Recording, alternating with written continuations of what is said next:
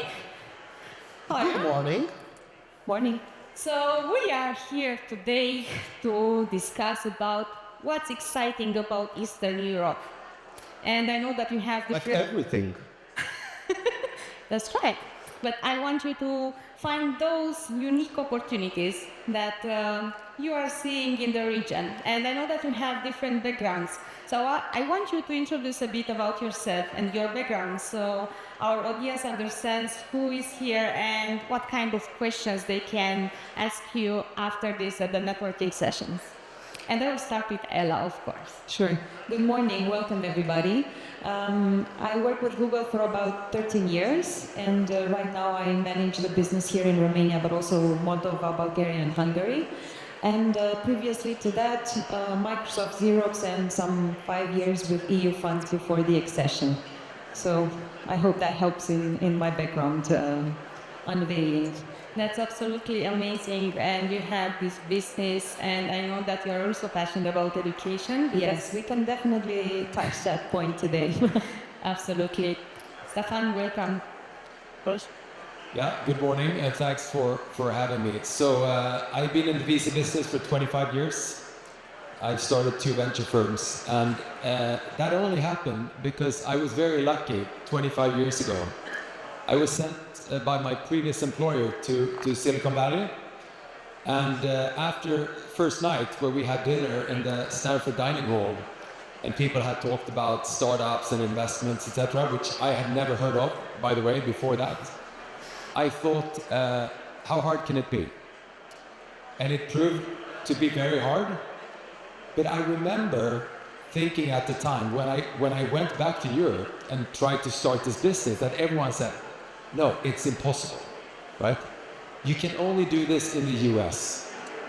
And I sometimes hear that as well, still in Europe, sometimes also in Eastern Europe, you know, it can't be done here. But I think it can, right? The world is flat, and that is one of the reasons why I'm so excited about this, by this region. That's so true. Right here. And I'm sure that Radu, you can confirm that, or maybe... Yeah, no, absolutely. I'm the old guy here. I've been in business for 32 years old, for 32 years, right? Serial entrepreneur, started quite a few companies, started 37 companies. SeedBlink is number 37. 6 of them successfully acquired by the types of Microsoft, Francisco Partners, Fitbit, Naspers, and I'm sure I'm missing a couple. 10 of them I didn't really lose all the money, and all the rest were amazing experiences. So my best part is ability to structure companies and deals, M&A, and corporate governance in general. So I'm really happy to be here and share everything I've seen around the world. And yeah, I can absolutely confirm. I mean, it doesn't matter where you are in the world. It's a world we're citizens of the world. We are not Eastern Europeans or Western Europeans or Americans or whatever it is. I like that you started this topic about structure, company structures and building products, because you have been building products in 25 years ago, and you are still doing so. What's different, and what are the challenges there? How do you see evolving the region, not only about Romania? Yeah, no, I'll take this topic because it's very dear to my heart, and I've seen companies years and years ago in this part of the world being, owned by one person and everybody employed, and all the corporate government. I mean, entrepreneurs were having their personal homes in the company and their cars and sometimes a second house. Or I mean, messes that I've seen at the time. And things are becoming so much better, and so much better corporate governance and taking care of your equity, because we believe that the company, there are only 2 animals that can print money at the end of the day, right? The National Bank and companies. So the National Bank is printing money, and the corporates are printing shares, which is the same type of thing like the money. It's a piece of paper with a perceived value, right?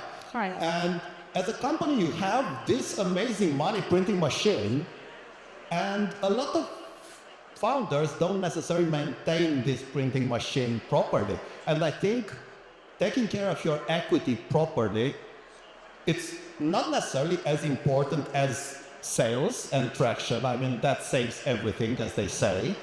But it's second most important. I mean, it is that important to take care about your equity.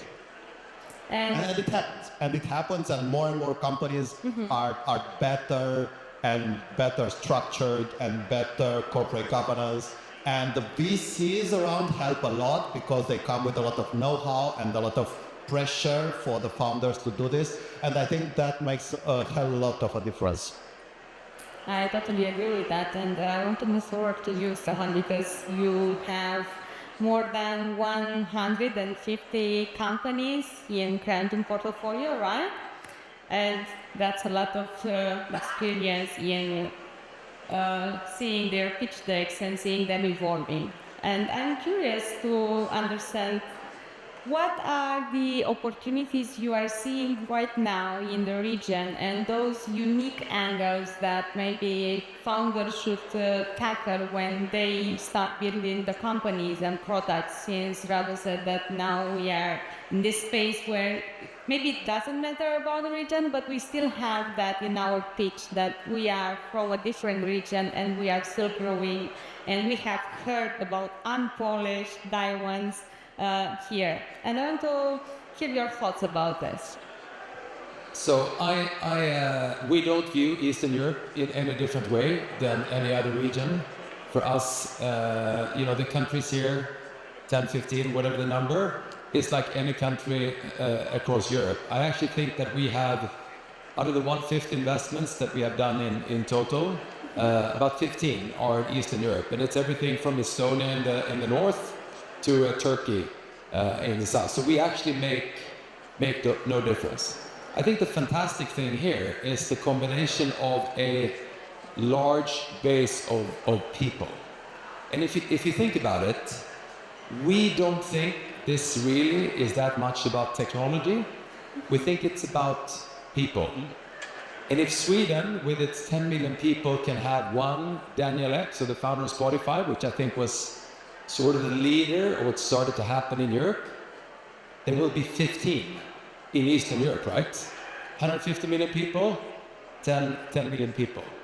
So we view this as any country. Yes, some startups are slightly more technical, right? Mm-hmm. But I think the good thing is that with AI, that is a new wave of innovation, and that actually gives technical teams a really good chance, because there's so many of them here. So I think the message is there's no difference. East, west, north, south, it's all about people.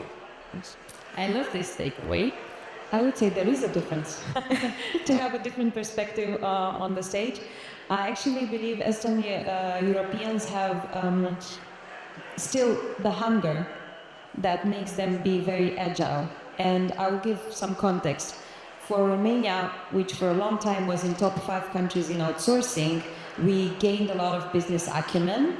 We've seen a bit of examples. I see here with Defender colleague.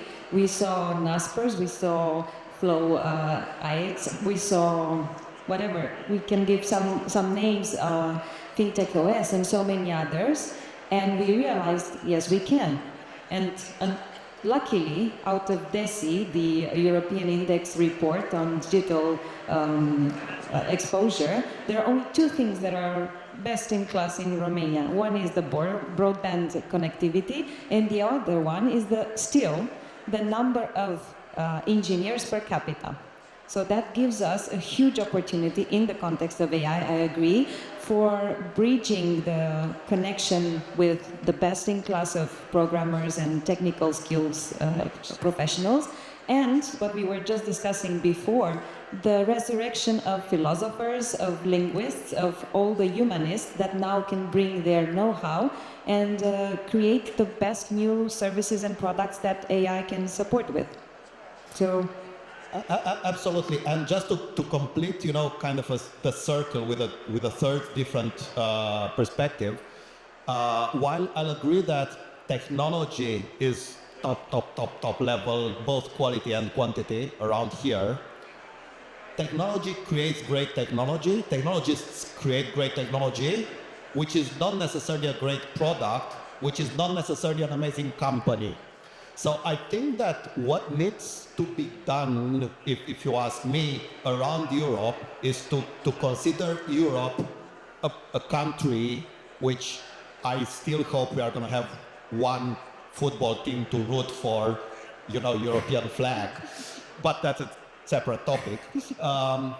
To be able to get, technologists from Romania, marketing people from, I don't know, Germany, and business people from Bulgaria, or whatever this is, and to make this type of a combination where it doesn't really matter where you are from, but to combine all these skills into an amazing company. Because I don't know about you, but I would never invest in a company founded by 3 tech people, right? I think this is also a matter of education, right? And this is still growing because we have this shift from outsourcing to building products, and we have seen that a lot, not in Romania. I would not mention only about this, about the region. We have a couple of unicorns, because this is the word that everyone, I think, is using, and they are trying to spot on the next unicorn, right?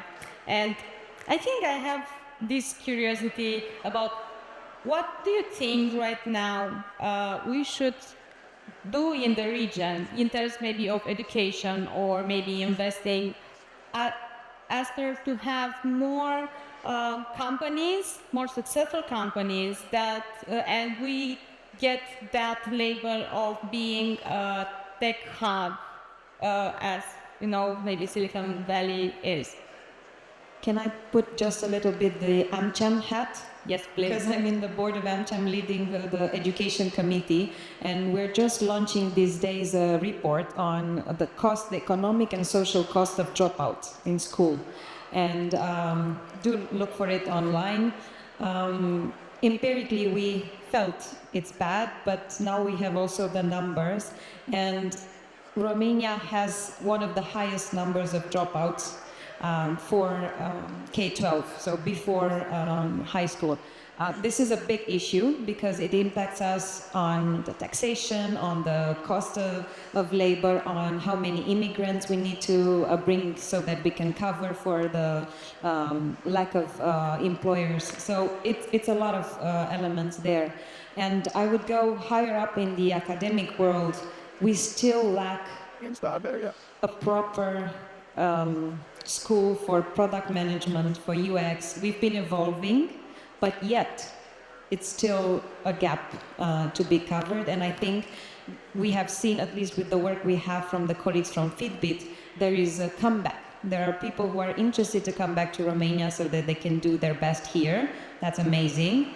Yet we still need much more, and the partnership between private and academic is very important in this respect. These two, I think, are critical right now, and they need to be a public-private partnership also with government in terms of the policies they make for education and in the investment in research, which is one of the important highlights that came from the Draghi report, if we are to talk about that as well. One of the elements, if we really want to have a strong Europe, especially in the context of AI, we need to have more investment in the infrastructure, in the research possibilities. So I already heard about opportunities in terms of doing business with government, in terms of investment and empowering the region to build more and to be more open for the business, right? And what others unique strengths are you seeing in the region? And then I will have only one more question to be very short. But I want to take your mind on this unique strengths of the region. That's kind of a loaded question. I'm seeing a lot of entrepreneurship, and that's not only in the region, it's everywhere. Entrepreneurship is at highest quotes that I've seen in general. And from Poland to Czech, Hungary, Romania, Bulgaria, Greece, the full Central Austria, the full Central Eastern Europe, I'm seeing so much energy and so many entrepreneurs trying to build things. Now, the good news is that I'm starting in the last probably 4 or 5 years since COVID, I'm starting to see second generation entrepreneurs, so entrepreneurs that sold already a company and are trying to build, which is very important. So I think that's a big kind of shift. All the small mafias around UiPath, around, you know, different unicorns, as Google Mafia used to be in Silicon Valley. This mafia still needs to prove themselves, so to get second generation unicorns, but you know, there's time there. So things are happening in this direction in the environment type of things. Events like How to Web are actually becoming bigger and bigger and more important and creating communities around them. So I think things are building up. I feel amazing and I feel really good for the VCs that are coming, for the companies that are being built. I totally love this takeaway, and I'm really happy because you mentioned this conference that brings everyone together and welcoming investors such as you, Staffan. And this is a quick question for you. Why did you choose to be here and not in other place, other conference, anywhere for today? Why we decided to come to How to Web? Yes. Why it's special about these people here? Because it's about them, about the builders that you are meeting. So we invest all across Europe, and we try to cover every single country out there. But as I was alluding to in my introduction, I think there has been this tendency for quite some time for Europe as a whole, and still maybe Central and Eastern Europe, to still think it's hard to build global companies. I think that has all changed. The same way that it changed with Adyen, Klarna, Spotify, iSet, and a bunch of companies in Western Europe, 10, 15 years ago. I think it all changed with UiPath here. Because if you think back at the European successes in the past, they have kids. Skype has 400 kids and grandkids. Adyen has 60 kids. Spotify has 75, roughly, kids. I don't know how many kids UiPath has. But I think this is the thing, because when you work close to a phenomenal entrepreneur, you will realize that, yes, they are great. But after some time, you will think, I'm not that bad myself, right? So Radu is a great guy, but I'm sure that in your companies, you now have kids because they worked with you and said, he's getting old. I can also do it, right? It's a bit of a joke, right? But this is the thing.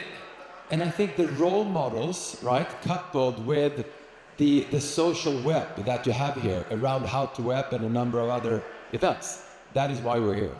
Thank you very much, because I wanted to hear this optimistic point of view, because they need to hear it. Not us, but for sure you, as a builder here, you are the ones who can build the next great company. So just keep doing that. Can I add one thing on that? Yes. So, we have had good times basically since 2008. And then it abruptly ended late 2021 or 2022. And I hear a lot of people say that, oh man, times are so bad. It's hard to raise money. It's hard to get customers. But you know what? This is normal. The way it is now is how it normally is. But the good thing with this is that in times like this is when the best companies are started, right? Because it is slightly tougher. It is slightly tougher to be an investor, a founder, etc. But this is normal. So these are actually good times for what we are doing. What we need to have is patience, because it takes a long time, and you know this, right? It takes a long time to build companies. We just need to hang in there. So let's just keep building and have patience, right? Thank you very much for this time on stage, and I'm sure that they can find you around for network and more conversation. Thank you. That's you. Thank you.